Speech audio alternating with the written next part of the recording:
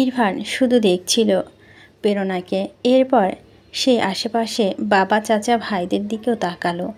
প্রেরণা হেসে ইরফানকে বলল, ওনাদের দিকে তাকাচ্ছ কেন? আমি ওনারা না, তোমার মতামত জানতে চাইছি ইরফান। দেখো, যা বুঝলাম তোমার কোনো ব্যাড ইন্টেনশন নেই, কিংবা প্রীতমকে নিয়ে আর কোনো ঝামেলা নেই তোমার মনের মধ্যে। তুমি নিজেও চাচ্ছ সবটা ঠিক করতে। তো চলো এই ঝামেলাটা শেষ করে যে যার মতো থাকি। আমার বোনকে বিয়ে দিতে হবে। ইরফান শুধু দেখছে সবাইকে, সবাই দেখছে তাকে। প্রেরণা তীক্ষ্ণ দৃষ্টি দেখে ইরফান কপালে ঘাম সাথে সাথে বলল, আরে আরও হেজিটেট করার কিছু নেই, যা হবে স্বাভাবিকভাবে হবে। আমার মনের মধ্যে অতীত নিয়ে কোনো তেতো ভাব নেই, যেটুকু আছে তাও তো দূর করব। তাই তুমি নির্দ্বিধায়, ওর কোনো অসুবিধা নেই। এক পর্যায়ে শামিন বলে উঠে কথাটা। ইরফান চোখ তুলে বড় বাবাকে দেখে। শামিন প্রেরণা বলতে থাকে, ও ডিভোর্স দেবে আর আমরা সকলে চাচ্ছি পূর্ণিমার খুব ভালো একটা বিয়ে হোক। আমরা আমাদের ছেলেকে বিয়ে করাবো। এসব নিয়ে আর কোনো কথা না উঠুক। ইলহাম আমাকে বলছিল এটা বহু আগে, বলেছিল যাতে তোমার সাথে আলাপ করি, কিন্তু যেহেতু বিয়েটা মানছিলে না তাই আর প্রসঙ্গটা তুলিনি। তোমরা অবশ্যই মনে খচখচানি দূর হবে। ইলহাম বলে, কথা ছিল ওকে চিটাগাং পাঠিয়ে দেব, ওখানে বিজনেসটা তুলে নিতে হয়েছে, তাই সেটা হয়ে ওঠেনি। এরপর ভাই আর আমি মিলে ভেবেছি ওকে ভাইয়ের বেস্ট ফ্রেন্ড ফুয়াদ ভাইয়ের কাছে অস্ট্রেলিয়া পাঠিয়ে দেব। জাস্ট কাজটা শিখে নি, ও তোমাদের সন্দেহ দূর করবে। তুমি কিছু ভেবো না মা, তুমি আমাদের কল করে নিও মঙ্গলবার। আমরা আমাদের ছেলেকে নিয়ে আসব এবং পূর্ণমী মামনির জন্য অনেক অনেক দোয়া। তার জন্য উপযুক্ত পাত্র অবশ্যই খুঁজে পাবে তোমরা। ইনুসে তখন থেকে তার মেজ দাদানকে দেখে যাচ্ছে। তার দাদানের ঠিক লাগছে না, এটা ইনু বুঝতে পারছে। দাদান কি অপমানিত বোধ করছে? কিন্তু আপু তো অপমান করার কিছু বলেনি।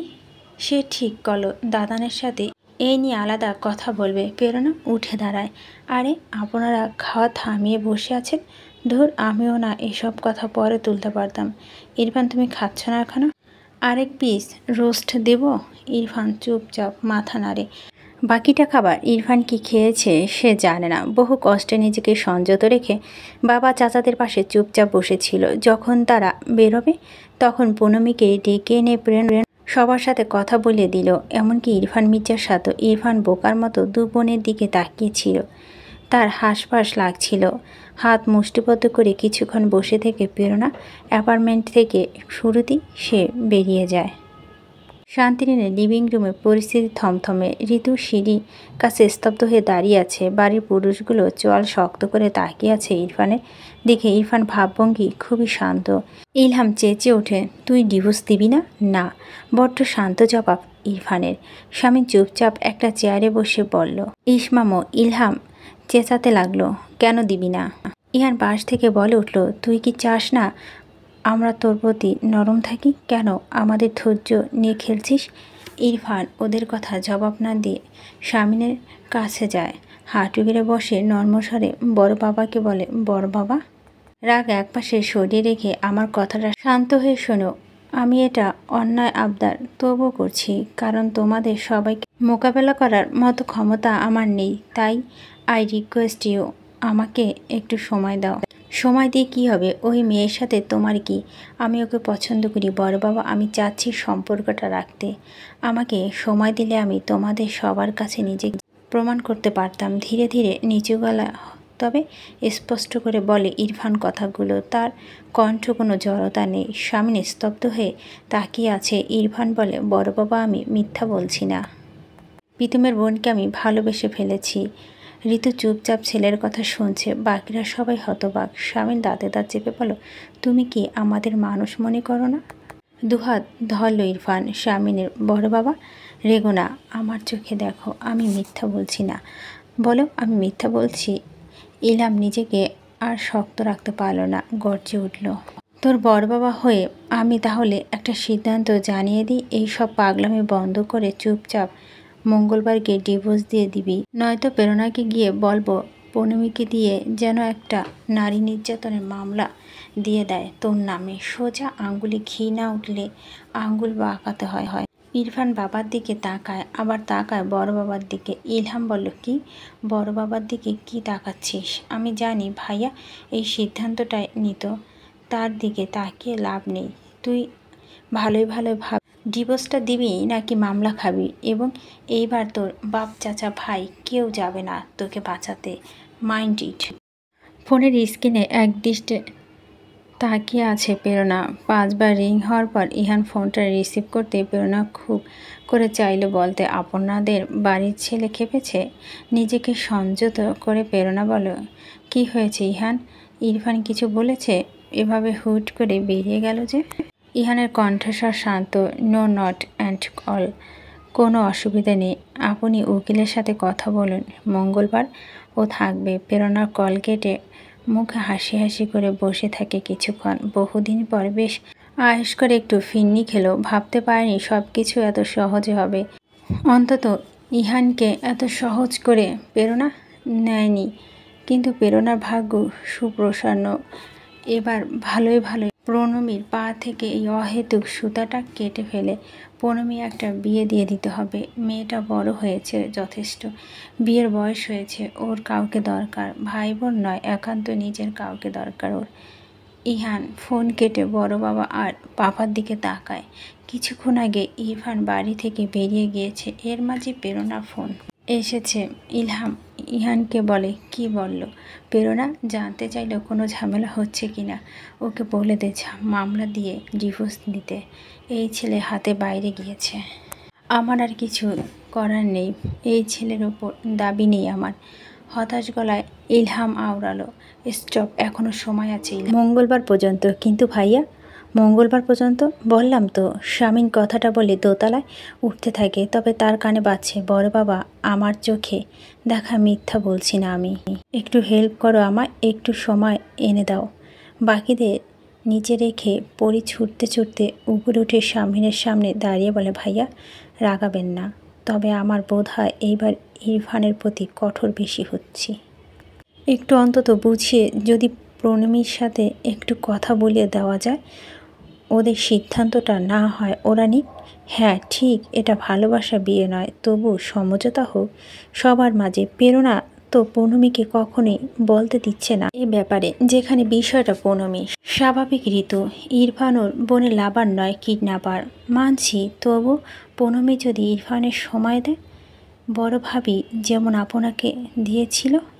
শান্ত চোখে স্বামীন পরীকে দেখে বলে, প্রণমী আলো নয়, ঠিক যেমন ইরফান আমি নই। আমাদের আলাদা কাহিনী ছিল, ওদের আলাদা কাহিনী। এসব বেহুদা কথা রাখো, আমাকে ভাবতে দাও। পরে মেয়ের জন্য চিন্তা হলে নিজের ছেলের জন্য চিন্তা আছে আমার। বার যে যেটুকু করে মাসুল তাকে দিতেই হয়। ইসি ফোনের স্ক্রিনে ভাইয়ার চোখের দিকে তাকিয়ে আছে। শ্যামলা মুখটা বড্ড কঠিন, কপালে নীলচে শিরা দৃশ্যমান। বহু কষ্টে নিজেকে উন্মাদনা দমিয়ে রাখার প্রয়াস। অসুস্থ শরীরে ইসি অস্ফুট বলে, তুই পাগল ইরু, তুই পাগল। এই তুই আমার চোখ দেখ, তুই আমাকে সব থেকে বেশি জানিস ইসি। তোর কি মনে হচ্ছে আমি বদমাশি করব? একবার বল না। ব্যগ্র কণ্ঠেশ্বর ইসি ভাইয়ের চোখের দিকে মিনিট খানিক চেয়ে দুপাশে মাথা নাড়ায়। তোর তো বাপ চাচাদের বোঝাও লিলি, শালা দুনিয়ার সবাই আমার বিরুদ্ধে গেলে কেমনে কি হবে? ইরু এইসব কথা মাথা থেকে ছেড়ে ফেল। প্রণমী চ্যাপ্টার ক্লোজ করে দে। মঙ্গলবার।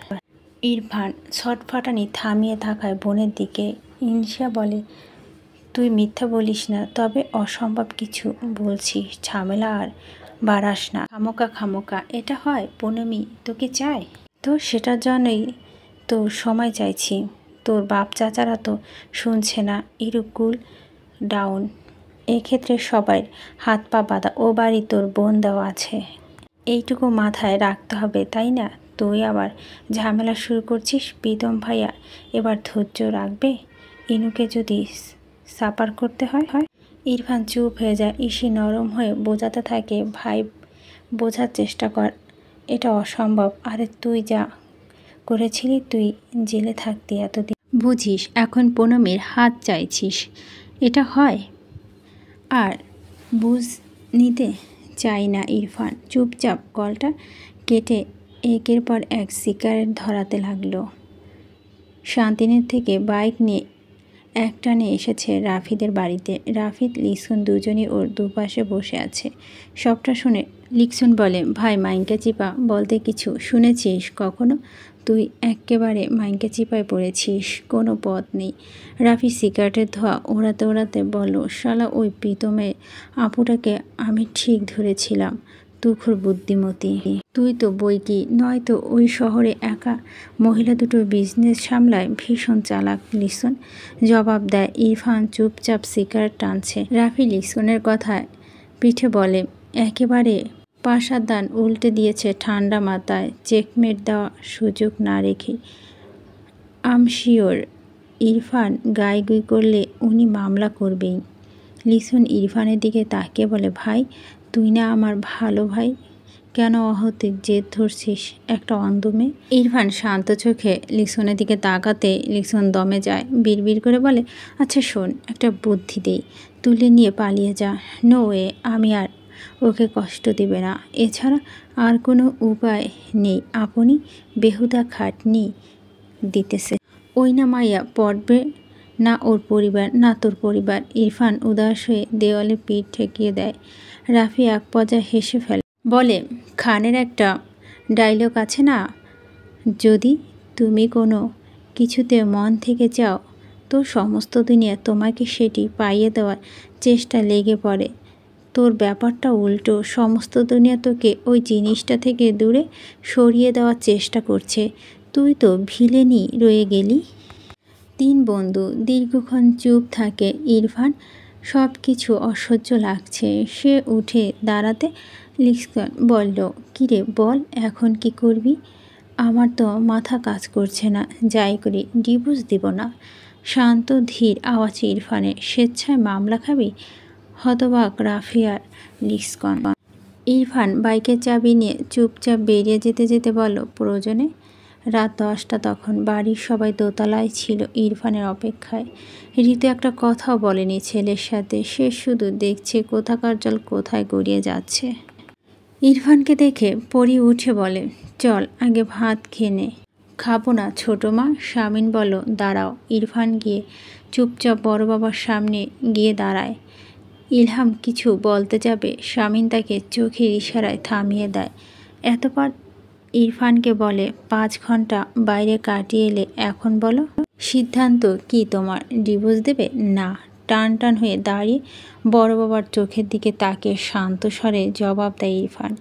ইহান রাগান্বিত হতে ইরফান তাকে বলে, দেব না দাদান, তোমাদের যা সিদ্ধান্ত নিতে ইচ্ছে হয় নাও। স্থবির শামিন। ইলহাম রাগে গজগজ করছে। ইসমাম নরম হয়ে বলে, ইরফান বুঝতে পারছিস কি বলছিস? জি, সজ্ঞানে বলছি। কি যেন পরামর্শ দেবে তোমরা প্রেরণা আপাকে, সেটা দাও। আমি কোনো ডিভোর্স দিচ্ছি না। শামিন এবার রাগলো না, শান্ত স্বরে বলো, খামখেয়ালিপনা যথেষ্ট করেছ। আমি তোমাদের সবাইকে অনুরোধ করছি বড় বাবা, যেটা কখনোই হয় না, হাস্যকর। ইরফান চুপ হয়ে আছে। ইলহাম বলে, এখন এটা নিয়ে একটা দাঙ্গা হোক তুমি চাও? কি ভেবেছ আমরা বাঁচিয়ে নেব? না, এমন কিচ্ছু আশা আমি করছি না।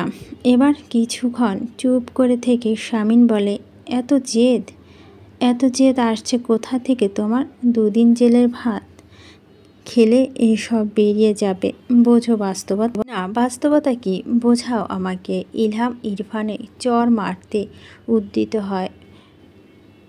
তুই ভাইয়ার সাথে তর্ক করছিস আবার? শামিন হাত টেনে ধরে ইলহামের। ইরফান বারবার চোখ দিকে নরম দৃষ্টিতে বলে, বড় বাবা, এবার তালাক হলে তো সব রাস্তা বন্ধ হয়ে যাবে। আমি কোনোভাবেই এটা হতে দিব না। আমি আদায় করতে চাই আমার খুশি। আদায় সব কিছু গায়ের জোরে হয় না, এটাও বুঝতে হবে তোমাকে।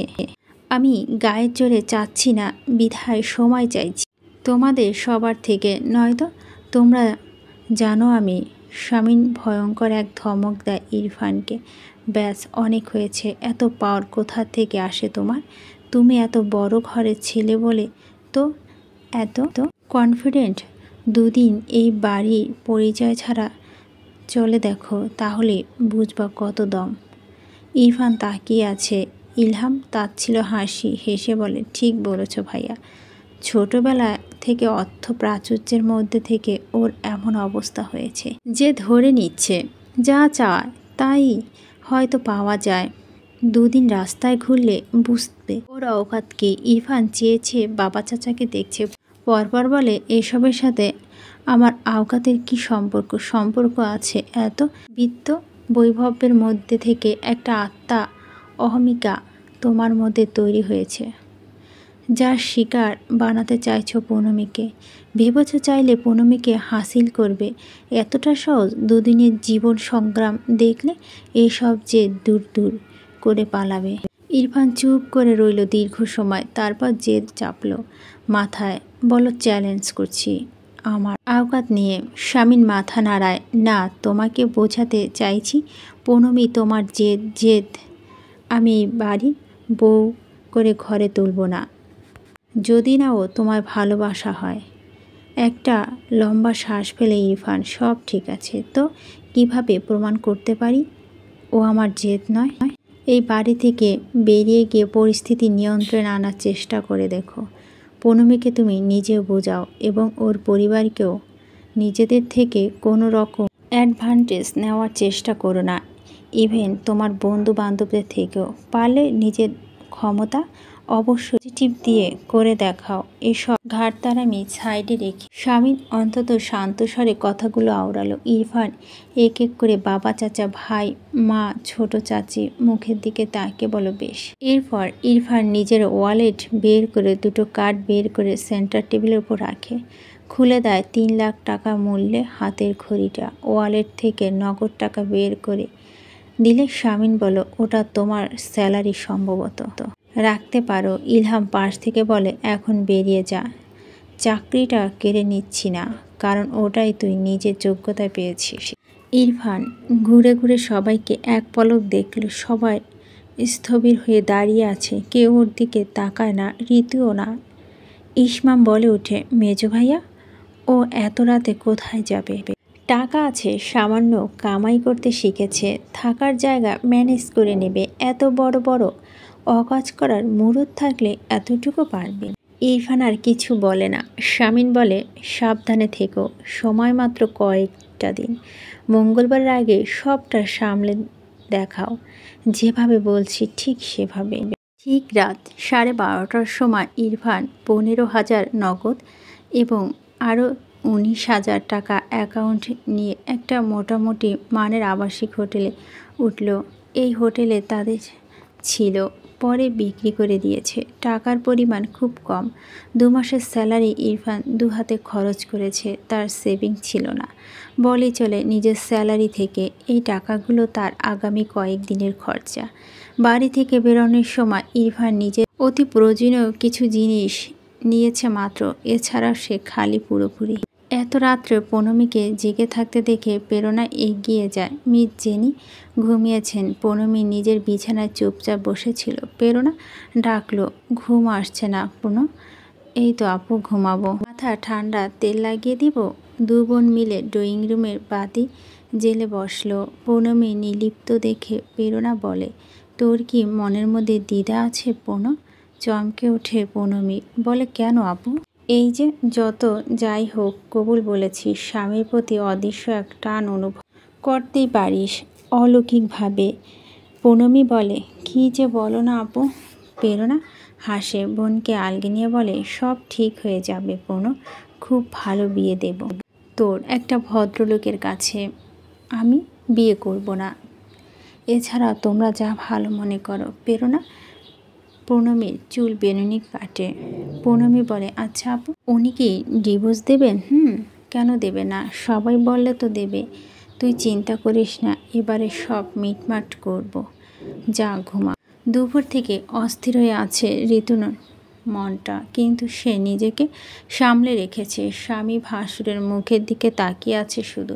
ছেলের জন্য বুক পড়লেও তার আজ কাউকে পেতে দিচ্ছে না। ইরফান অফিসে গিয়েছিল আজ, যথাসময় অফিস করছে চুপচাপ। বাবা চাচার সাথে দেখা হয়েছে, ইহানের সাথে দেখা হয়েছে। ইহান একটা কাজ অফিসে গিয়েছিল, স্বাভাবিক কথাবার্তা হয়নি অফিসিয়াল বিষয় ছাড়া। দুপুরে ইরফান খেয়েছে একটা রেস্তোরাঁয়। মির্জাবাড়ির লোকগুলো খেয়েছে নামমাত্র।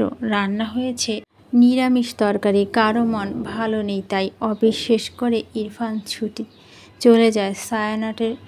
ওই দিন বিকেলে চার দৃষ্টি খুঁজছে পুনমীকে। ওস্তাদজি ইরফানকে দেখতে পেয়ে বলো, তুমি নিয়মিত আসছো না কেন ইরফান? কোনো অসুবিধে? ইরফান ওসবের জবাব না দিয়ে বলে, তাড়াহুড়ো লাগিয়ে বলে, ওস্তাদজি আমি একটু পুনমীর সাথে কথা বলতে চাই। পুনমী কপালে ভাঁজ পড়ে। ইরফান মিস জেনির দিকে তাকিয়ে ভীষণ নর্মস্বরে বলে, মিস জেনি প্লিজ। আর আসবো না আমি সায়ানটে, আজ কথা বলতেই হবে আমার। মিস জেনি ইরফানের অনুরোধ ফেলতে পারে না। পুনমীকে বলে, মামনি একটু শোনো কি বলতে চায়, আমি বাইরে আছি। পুনমীর রাগ হচ্ছে, ভীষণ রাগ হচ্ছে, কিন্তু সে বুঝতে দেয়নি। ইরফান তার মুখোমুখি বসা, আবারও ধীর স্থির বলল, আমি তোমার থেকে একটু সময় চাচ্ছি পুনম। খুবই শান্ত স্বর, নেই কোনো জেদ। পুনমী তাচ্ছিল্য হাসি হেসে বলে, আপনি ভাবলেন কি করে এটা হবে? মানেটা কি ইরফান মির্জা? আমি আপনার সাথে নরম হয়ে এতদিন কথা বলছি দেখে ভেবে নিয়েছেন আমার কাছে এই বিয়েটা অস্তিত্ব আছে? এই বিয়েটা আমি মানি? ইরফান তাকিয়ে আছে। পুনমী বলতে থাকে, আপু ভাইয়া হয়তো বিয়েটা মানে, তাই ডিভোর্স নিয়ে ওনাদের এত মাথা ব্যথা। আমি মানি না, তাই আপনি আমাকে তালাক দিলে কি না দিলেই তাতে কিচ্ছু এসে যায় না আমার। আপনার যা ইচ্ছে করুন। ইরফান আরও নরম হলো, নিজেকে সংযত রেখে মৃদু আওয়াজে বলল, পুনম আমাকে বোঝার চেষ্টা করো। আমি শুধু কিছুটা সময় চাইছি। বলিনি সব কিছু ভুলে আমাকে স্বামী হিসাবে মানতে হবে। শুধু সময় চাইছি পুনম। আমি একটু চেষ্টা তো করতে পারি। আমি চাচ্ছি না আপনি চেষ্টা করুন। কি চেষ্টা করবেন? কি হাস্যকর কথা বলেন, তাই না? ইরফান মির্জা কিডন্যাপ করেছেন, জোর জবরদস্তি করেছেন, হুট করে ভালোবাসা হয়ে গেল? ভালোবাসা এত সস্তা? আপনি আমাকে কাছে একজন কিডন্যাপার থাকবেন, আমার স্বামী না। প্লিজ যান আপনি এখন এখান থেকে। আজ আপু আসবে এখানে, আপনাকে এখানে দেখলে আরেকটা ঝামেলা হবে। এসব নাটক বন্ধ করে এখন যান। ইরফান শান্ত হয়ে দেখতে থাকে পুনমীকে। পুনমী বলে, কি এখন কি? তুলে নিয়ে যান আমাকে, এছাড়া আর কোনো ভাবিত সম্ভব না। ইরফান আর একটা কথা না বলে উঠে দাঁড়ায়। ঠিক তখনই ছায়ানটে এসে পৌঁছায় প্রেরণা। সামনে চ্যানেল আইতে একটা গান শুনতে পুনমী অডিশন নেবে। প্রেরণার ইচ্ছে সে ব্যাপারে ওস্তাদজির সাথে কথা বলতে আসা। ইরফান মির্জাকে ছায়ানটে দেখে যতটা না হতবাক হয়েছে প্রেরণা, তার থেকে বেশি হতবাক হয়েছে নিজের বোনের এমন নির্লিপ্ত ভাব দেখে। ইরফান মুখোমুখি হয় প্রেরণার। প্রেরণা ভেতরটা রাগে জ্বলে গেল। এখানে কোনো রকম সিনক্রেট সে করে না। বোনের হাত ধরে চুপচাপ বেরিয়ে যায়। অ্যাপার্টমেন্টে ফিরে রাগে ফেটে পড়ে প্রেরণা। ও চেঁচামেচির শব্দ প্রীতমিনু ঘর থেকে বেরিয়ে আসে। বোনের ওপর চেয়ে প্রেরণা জানতে চায়, কয়দিন ধরে চলছে এসব? পুনমী চুপ করে আছে। মিস জেনির পাশ থেকে আমতা আমতা করে বলে, প্রেরণা মামনি শোনো, তুমি যা ভাবছো তা নয় তো কি মিস জেনি? ওই ছেলে ওকে হয় যে এভাবে এসব গোপন করছে, আর আপনি তাকে সায় দিলেন। আপু মিস জেনিকে আমি বলতে নিষেধ করেছি, কাপা গলায় পুনমী বলে। প্রেরণা ক্ষেপে ওঠে, হ্যাঁ তা তো বুঝতে পেরেছি। এখন দয়া করে বল, ওই ছেলের সাথে তোর কি? নয়তো এক চর মারব তো। প্রীতম গিয়ে বড় আপুকে আটকে চাইতে চায়। আপু কি হয়েছে? ওকে বকছো কেন? প্রেরণা থেমে থেমে প্রীতমকে সবটা বলতেই প্রীতম হতভম্ব হয়ে পুনমীকে দেখে। পুনমী নিজের সাপায় গাওয়ার জন্য বলতে থাকে, ভাইয়া বিশ্বাস করো সাথে আমার কোনো সম্পর্ক নেই, আমার সত্যি নেই। আমি তো লুকিয়েছি যাতে কোনো ঝামেলা না হয়। তাছাড়া উনি আমাকে বিরক্ত করার জন্য যেতেন না। চেঁচিয়ে ওঠে প্রেরণা। ন্যাকামি হচ্ছে, ফাজিল মেয়ে একটা, ঝামেলা চায় না তাই কিডন্যাপার হয়ে সাবাই গাইছে। বেশি পেকেছিস তুই। এতগুলো দিন চলে গেল, আমি কিছুই জানতে পারলাম না। ইনু ভাই বোনের মাঝে আর ঢোকে না, চুপ হয়ে নিজের রুমে গিয়ে বসে থাকে। আহাম্মক মেয়ে, ওই ছেলে তোর কাছে কেন যা বুঝিস না তোর ব্রেন ওয়াশ করতে। তোর ব্রেন থাকলে তো বুঝবি, করবি, স্বামীর সাথে সংসার করবি। আমি তাহলে ডিভোর্স থামিয়ে দিই। এতটা ক্ষিপ্ত প্রেরণা কখনো হয়নি বোনের উপর। প্রেরণা নিশ্চুপ কাঁদে, বলে না আপু, এমন কিছু না। প্রীতম বড় আপুকে বোঝায়, আপু শান্ত হ, ওকে বকাবকি করে তো লাভ নেই। যা হয়েছে হয়েছে। এখন জিজ্ঞেস করো ওর আর ইরফানের মধ্যে কোনো বোঝাপড়া হয়েছে কিনা। যদি ওর স্বামীর সাথে থাকতে চায় তাহলে আমার বোন মির্জা বাড়িতে দিয়ে আসবো আমি। যে মেয়ে এত বড় কথা ভাই বোনের থেকে লুকাতে পারে সে তো যথেষ্ট বড়। ওই নিকে জীবনে সিদ্ধান্ত তুমি। আমি নাক না গলাই। পুনমি কাপা গলায় বলো, ভাইয়া ভুল বুঝছো তোমরা আমায়। এমন কিছুই না, তোমরা আমার সব। ওই লোকটা চাই না, আমি চাই না। ইনু ঘরে বসে ইরফানকে কল দেয়। ইরফান তখন দি টসকে পাশ দিয়ে হাঁটছিল। একজন হুজুরের সাথে কিছুক্ষণ আগে তার কথা হয়েছে। সদর রোড মসজিদে হুজুরের কথাগুলো কানে বাজছে। ইরফানের একবার তালাক হয়ে গেলে বাবা, ওই মেয়ে ইহজন্মে তোমার জন্য হারাম। তালাক দিলে তাকে পুনরায় গ্রহণ করতে পারবে না তুমি। যদিও দেশের আইন এটা গায়ে মাখে না, ধর্মীয় দৃষ্টি থেকে এটা বিরাট পাপ। গতকাল মাঝরাত থেকে মিস জেনি অসুস্থ। সকালে প্রেরণা আর দেরি না করে মিস জেনিকে ডক্টরের কাছে যাবে বলে সিদ্ধান্ত নেন। একটা রেগুলার চেক আপ নিত আগেও, গত 1 মাস নিচ্ছে না। প্রেরণা বিরক্ত। আমি কতদিন মনে করব মিস জেনি, আপনি যদি নিজের স্বাস্থ্য নিয়ে এমন গাফলতি করেন। জবাবে মিস জেনি শুধু হাসে। শুদ্ধ বায়না ধরেছে তাকে নিয়ে যেতে হবে। প্রেরণা ওকে বুঝিয়ে রেখে যেতে পারেন, অজ্ঞতার সাথে করে নিয়ে গিয়েছে। ইনু গিয়েছে ভার্সিটিতে, এই সেমিস্টারে প্রথম ক্লাস আজ। প্রীতম পৌঁছে দিয়ে এসেছে। বাড়িতে শুধু প্রীতম আর পুনমি ছিল। পুনমি ঘর থেকে বেরোয়নি। গতকাল সন্ধ্যায় ভাইয়া আপু চূড়ান্ত রাগারাগি করার পর থেকে মুখ শুকনো করে ঘরে ছিল। তার রাগ হচ্ছিল শুধুমাত্র ইরফান মির্জার ওপর। প্রীতম 2 বার ডেকেছে পুনকে। গতকালের রাগারাগি করলেও এখন নরম হয়ে বোঝা বোনকে। এত বোকা হলে হয় না পুনো।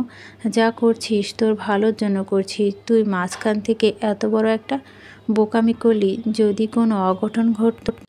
পুনমি নিজেকে সামলে নিয়ে বলে, সরি ভাইয়া। আচ্ছা ঠিক আছে, ইটস ওকে। কফি খাবি? কফি বানিয়ে দেব? মাথা নেড়ে হ্যাঁ বলে পুনমি।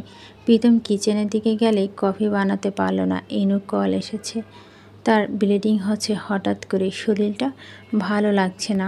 পুনমি শুনে বলো, শীঘ্রই যাও ভাইয়া, তুই দরজা খুলবি না, অন্য কেউ এলো। ঠিক আছে ঠিক আছে, তুমি যাও।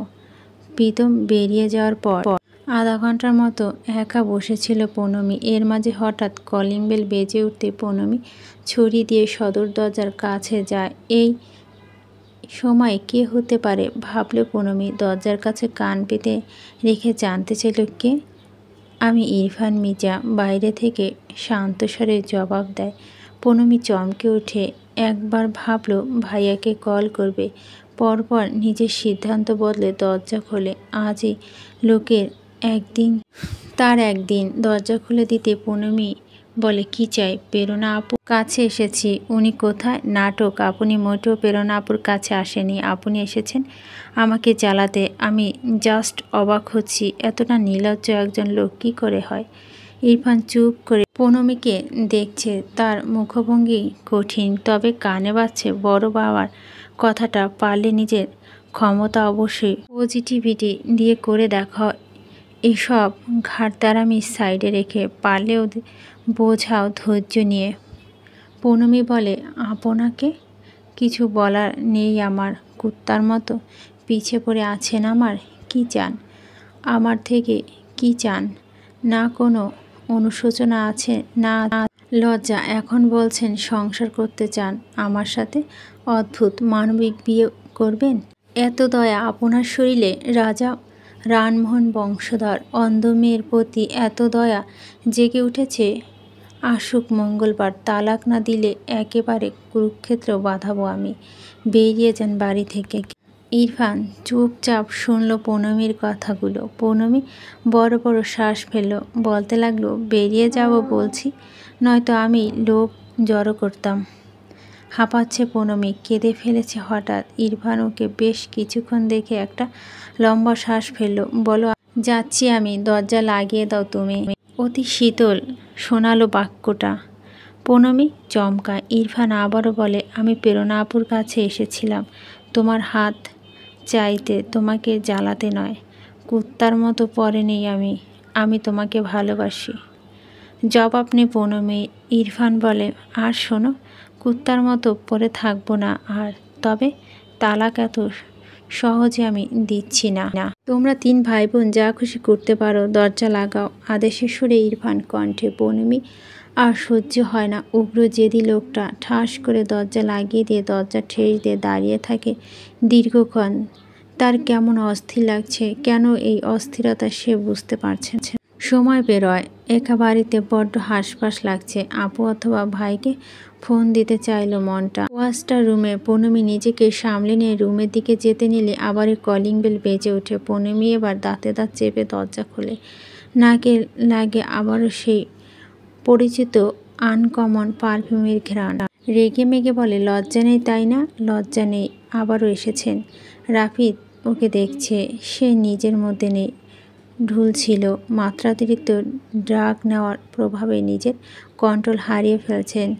তাকে লাগছে অনেক দিনের ভুকা একটা জঙ্গলি জানোয়ারের মতো। দৃষ্টি তার চকচক করছে পৌনমী ধবধবে ফর্সা পদযুগল দেখে। পৌনমী চেঁচা, কথা বলছেন না কেন ইরফান মির্জা? আবার কি? রাফিদ দুলতে দুলতে ঘরে ঢোকে। গোটা অ্যাপার্টমেন্ট ফাঁকা। এই মেয়ে অন্ধ। একটু যদি রাফিদ সুযোগ নেয় কেউ বুঝতে পারবে না আজ। নিজের তৃষ্ণা চেপে রাখতে পারছে না সে। পৌনমীর ফোরকের নিচে সুগঠিত স্তনযুগল আকৃতি বোঝা যাচ্ছে। একটু কি হামলে পড়া যায় আজ?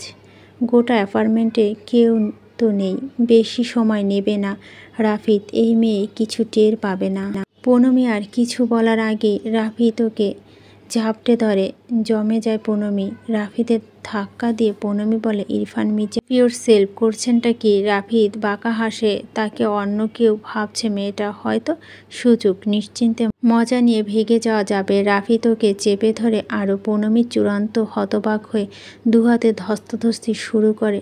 টের পায় এক হাতে কেউ দরজা চাপিয়ে দিচ্ছে। ডুকরে কেঁদে ওঠে পৌনমী। সে এত বোকা কেন? কেন এভাবে দরজা খুলে চেঁচিয়ে বলে পৌনমী, ইরফান মির্জা, আমি কিন্তু চেঁচাবো। বলেই চেঁচাতে চায় পৌনমী। নেশাগ্রস্ত রাফিদ ওর মুখ চেপে ধরে। পৌনমী হু হু করে কাঁদে। পুরুষালিত শক্তির কাছে সে অপরাগ। এক সময় কোনো মতে নিজেকে সে ছাড়িয়ে নিয়ে ডুকরে কেঁদে উঠে বলে, এটাই সত্যি আপনি ইরফান মির্জা? টের পাচ্ছে পাশবিক হাত দুটো ওর স্পর্শগত স্থান ছুঁয়ে দিচ্ছে অমানুষের মতো। পৌনমী হাঁপাতে হাঁপাতে বলে, আমি না বিশ্বাস করতে পারছি না আপনি আসলে এতটা নিয়েছি। সাথে সাথে আবার ওর মুখ চেপে ধরে রাফিদ। পৌনমীর চোখ বেয়ে জল বেরোয়। সে দরপাতে থাকে, নিচেই তো এই লোকটা তো কিডন্যাপার, একটা জানোয়ার। পৌনমী কী করে ভাবলো ইরফান মির্জা এমন কিছু করতে পারবে না? কত বোকা পৌনমী। শরীরের সমস্ত শক্তি ফুরিয়ে আসে। রাফিদ ওকে টেনে নিয়ে একটা নরম গদিতে ফেলে। এক ফাঁকে পৌনমী আবারও হাহাকার করে, ইরফান মির্জা, এটা করবেন না। আমি সংসার করব আপনার সাথে। এটা করবেন না প্লিজ।